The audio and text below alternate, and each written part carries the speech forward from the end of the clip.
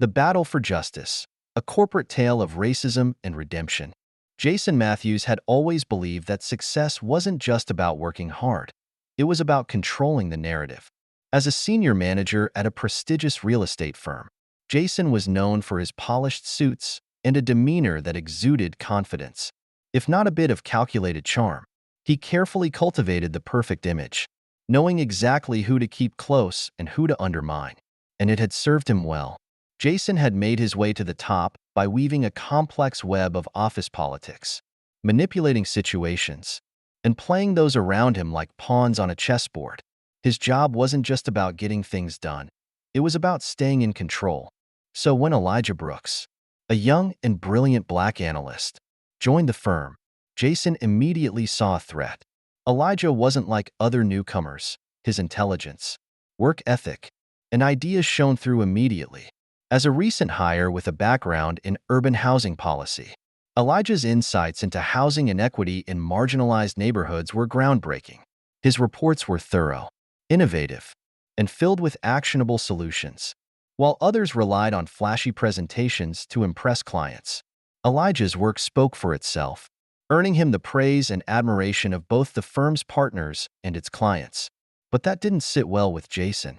Jason's career had been built on manipulation, not merit, and Elijah's rise threatened to disrupt the delicate power balance Jason had worked so hard to establish. At first, Jason kept his distance, observing Elijah from afar in meetings. But when Elijah's ideas began to gain traction, Jason could no longer ignore the rising star in the room. He wasn't going to let some young analyst, especially a black man, take credit for ideas that were clearly his own. Jason took action, but his tactics were subtle, insidious, difficult to challenge directly.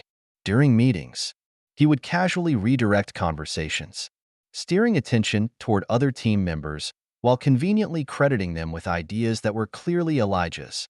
When clients expressed interest in Elijah's work, Jason would step in as the point of contact, erasing Elijah's contributions behind the scenes.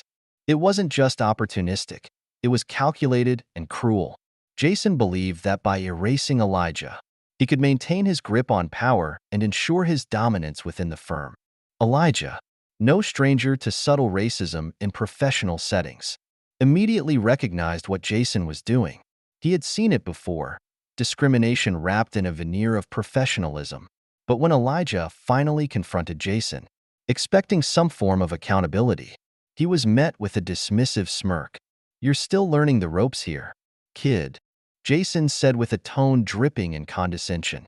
It was a reminder of the unspoken rules Elijah was expected to follow, rules that placed him beneath men like Jason.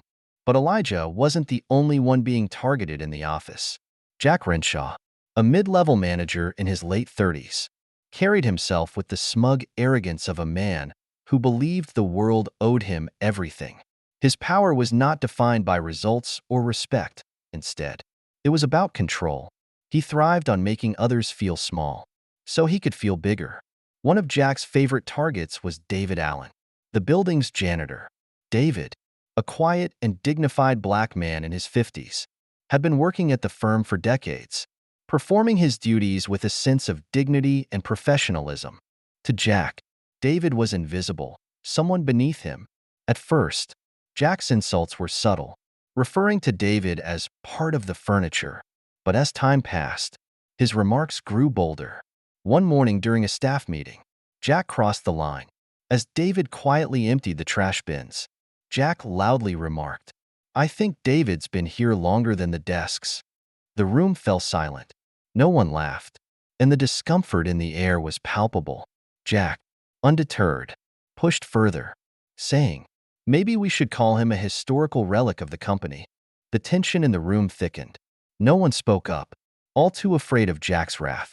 David paused for a moment, the sting of the insult clear on his face. But instead of retaliating, he straightened his back and met Jack's gaze with calm composure. "Respect isn't given to those who demand it through cruelty, Jack. It's earned through kindness." David's quiet defiance silenced the room.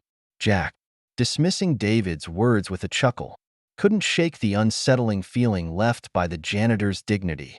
It was a small moment, but it had a lasting impact on those who witnessed it.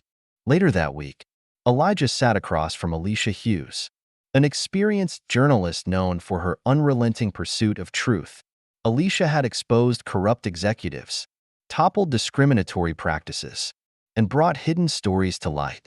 When Elijah recounted how Jason had repeatedly stolen credit for his ideas and marginalized him in meetings, Alicia listened closely, her pen never stopping. "This isn't just workplace bullying," Alicia said, her tone firm. "This is systemic racism wrapped in corporate arrogance. If you're willing to push forward, we can make real noise." Elijah hesitated. Going public was a monumental step, one that could cost him his career. But after months of enduring Jason's abuse and watching his work be dismissed, Elijah realized silence would only perpetuate the cycle. He agreed to work with Alicia, and they began gathering concrete evidence to build a compelling story. Over the following weeks, Elijah carefully documented Jason's actions. He saved emails where Jason dismissed his ideas only to present them as his own in executive meetings. He kept timestamps from his late-night work sessions, proving his dedication. Most damning of all, Elijah secretly recorded a conversation in which Jason, unaware he was being taped, bragged to a coworker about taking credit for Elijah's work. "This is gold," Alicia said when she reviewed the evidence. "Now it's time to bring it to light." Alicia's investigative piece, "The Hidden Racism in Corporate America: One Analyst's Fight for Justice," went live, and the response was immediate and explosive. The article quickly spread across social media, sparking outrage. Thousands of people shared their own stories of workplace discrimination, and hashtags like #JusticeForElijah began trending. The public backlash was swift and unforgiving. The real estate firm found itself in the midst of a PR nightmare. Jason, desperate to save face, tried to discredit Elijah, but with irrefutable evidence stacking up against him, Jason's efforts to shift the narrative fell flat. His downfall was inevitable, and Elijah's voice could no longer be silenced. The company, facing mounting pressure, launched an internal investigation. Jason was suspended pending further review. His once cocky demeanor evaporated, leaving him exposed and vulnerable. Meanwhile, Elijah received widespread support, not just from the firm, but from the broader community. His bravery resonated with others who had faced similar challenges. Weeks later, Jason requested a private meeting with Elijah. "I've been forced to reflect on my actions," Jason admitted, his voice lacking the usual arrogance. "I see now how my biases hurt not just you, but the integrity of our workplace." Elijah, though skeptical, accepted the apology, but he made it clear that true accountability could only come through systemic change. Elijah's courage had already led to company-wide reforms, including mandatory diversity and ethics training. For Elijah, this victory wasn't just about personal justice, it was a step toward dismantling the deep-rooted biases embedded in corporate culture. This was a turning point, but Elijah knew the battle was far from over.